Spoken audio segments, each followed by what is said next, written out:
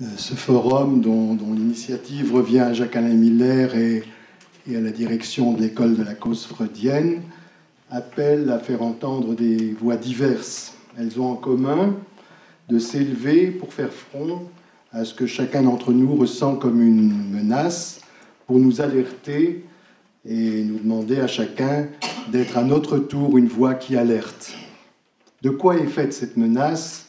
Chacun ce soir va dire de quoi elle est faite pour lui. Si nous sommes otages du système, selon le terme de la novlangue du FN qui semble être passé maintenant dans notre parler commun, si nous devons nous libérer du système, faisons appel à qui s'en accepte et sera par là en mesure de nous en sauver. Le système et le sauveur font ainsi, si je puis dire, système. Mais comme il y a de faux messies, il y a de faux sauveurs.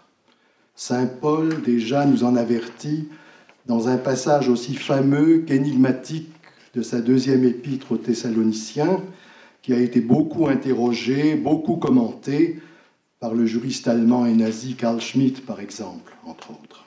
« Ne vous laissez séduire d'aucune manière, dit l'apôtre, par le sans-loi, par le destructeur, qui se fait passer faussement pour le sauveur. » L'élection présidentielle, est une affaire de grand nombre.